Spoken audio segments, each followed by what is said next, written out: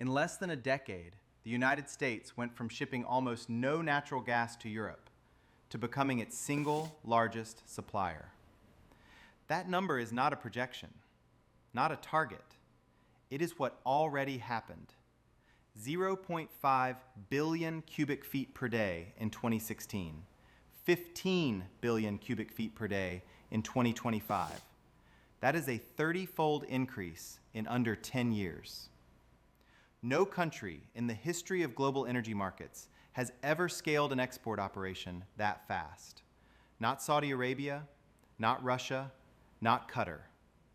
The United States did it quietly, and the mainstream press barely covered it. Here's what they were covering instead. They were telling you America was retreating, losing allies, ceding ground on the world stage. And while those headlines ran, American liquefied natural gas was being loaded onto tankers in Louisiana and Texas and delivered to terminals in Germany, France, and Poland at record volumes. If you want to see the real numbers behind the headlines, subscribe to the Data Desk and hit the bell so you never miss a breakdown. Today we are pulling back the curtain on one of the most significant geopolitical shifts of the last decade: how the United States became Europe's energy lifeline, what it cost Russia, and why the data tells a completely different story than the one you have been hearing. For decades, Europe's energy strategy was built on one assumption: Russian pipeline gas would always be cheap, reliable, and available.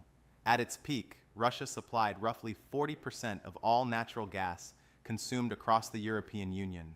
Germany built its entire industrial economy around that assumption. They called it interdependence.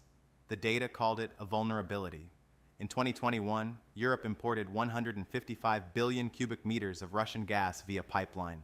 That single relationship powered factories, heated homes, and generated electricity across 27 nations. Then came 2022. Russia cut pipeline flows by over 80%. Energy prices did not rise, they detonated. Natural gas prices spiked 1,300% above their 5-year average at the peak of the crisis. Germany faced the genuine prospect of factory shutdowns and heating failures in winter. Europe needed a replacement, fast. And there was only one country with the production capacity and the allied relationship to fill that gap at speed. The United States had been building LNG export infrastructure since 2016. The first cargo from Sabine Pass Terminal in Louisiana shipped February 24th of that year, a bet on whether American shale gas could compete globally. That bet paid off. And when Europe came calling in 2022, America was ready. By January 2026, 82% of all United States LNG exports were flowing directly to Europe.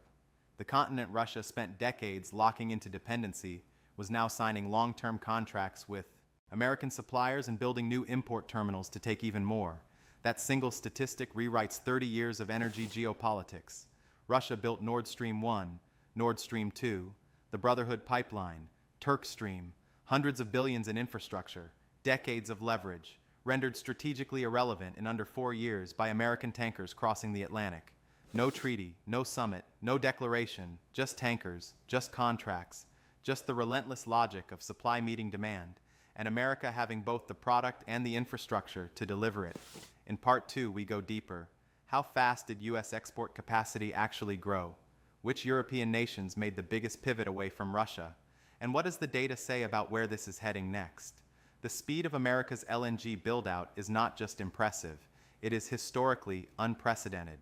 In 2016, the United States had one operational LNG export terminal, one. By 2025, that number had grown to 7. Major facilities, making the U.S. the largest LNG exporter on the planet, surpassing Qatar and Australia, the two nations that dominated the market for decades. From 500 million cubic feet per day in 2016 to 4.7 by 2019, 11.4 by 2022, 15 by 2025, each jump driven by a new terminal coming online: Sabine Pass, Corpus Christi, Freeport, Calcasieu Pass. Everyone built by American workers on American soil with American capital. The build-out is not finished. The Department of Energy has approved capacity that will push U.S. LNG output past 20 billion cubic feet per day before the end of this decade. The contracts are signed. The tankers are on order. The infrastructure pipeline is full. Now the European side. because the shift in where Europe buys its energy is just as dramatic as the shift in where America sends it. In 2021, the last full year before the Russian supply crisis, the United States supplied 5% of Europe's total natural gas imports. 5%. Russia supplied 40%, Norway 25%, Algeria and others filled the rest. By the second quarter of 2025, that picture had completely inverted. The United States was supplying 27% of all EU natural gas imports. Russia had collapsed to 13%, down from 40%, dismantled in 36 months. Think about what that required. Germany, which had 0 LNG import terminals as recently as 2022, commissioned and connected 4 floating storage and regasification units within 18 months, an infrastructure mobilization that normally takes 5 to 7 years, compressed into 1.5. Every cubic meter flowing through those terminals was American. By 2025, Germany was importing more American LNG than it had imported from Russia in all of 2020. The country that built Nord Stream 2, a pipeline designed to lock in Russian dependency, was now one of America's largest LNG customers. European governments were not just buying energy, they were buying independence. Every long-term contract signed with an American LNG supplier was a deliberate choice to remove leverage from Moscow and transfer it to Washington.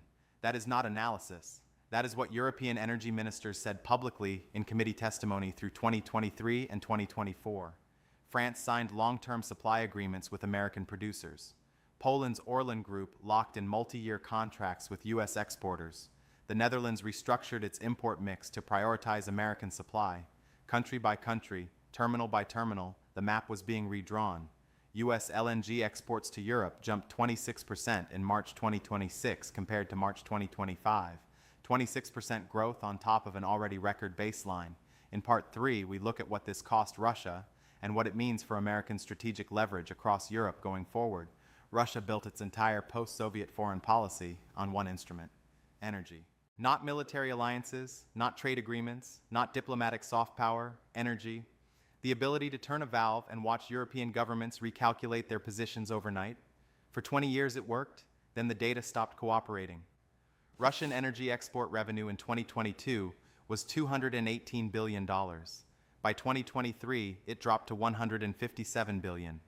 By 2024, $108 billion. By 2025, $87 billion.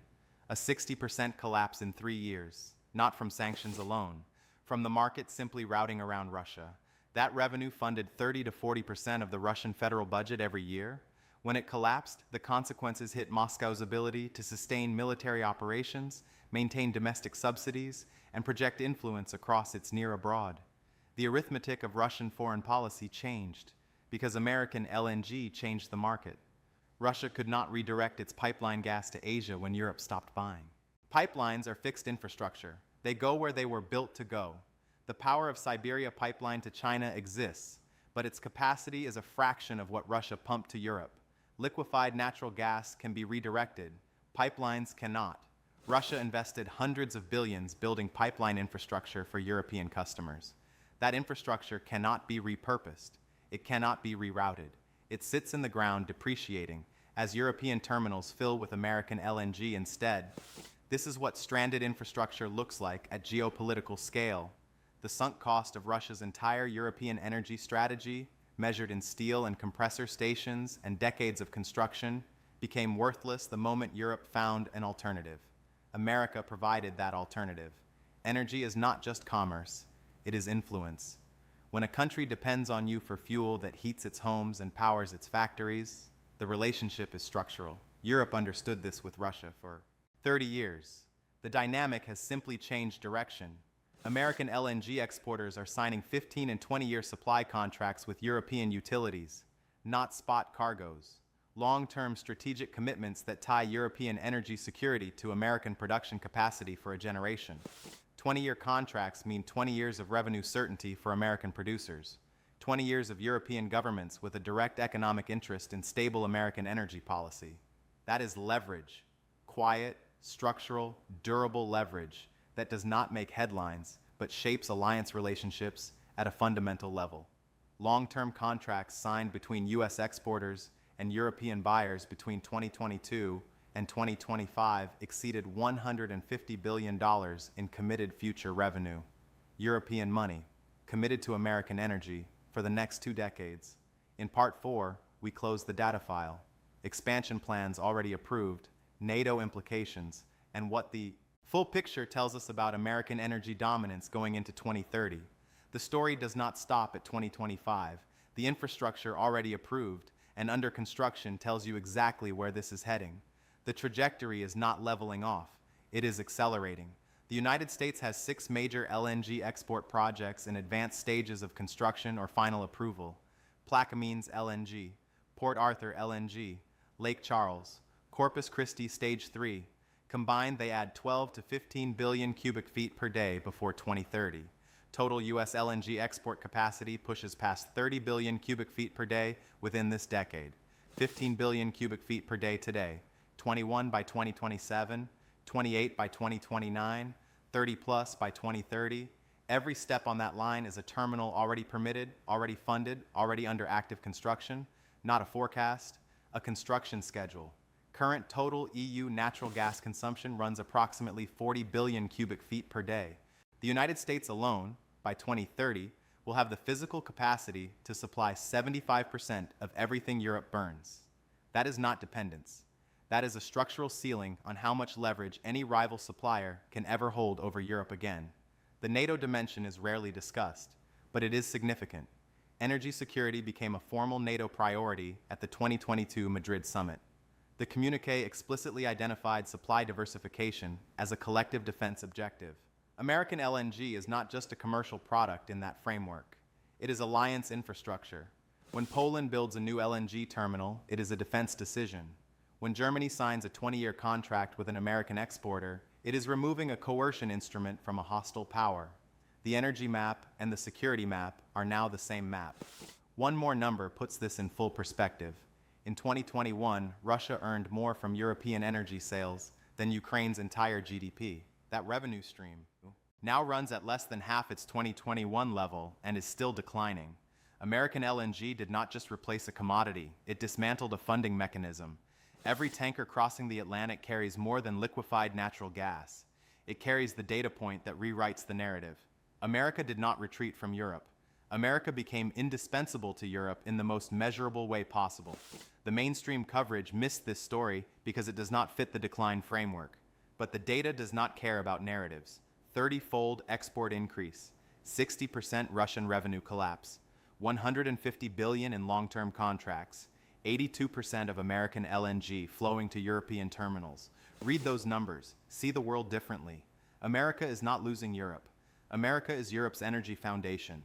By the numbers, by the contracts, by the tankers crossing the Atlantic every single day. That is the data file for today. What story should we break down next?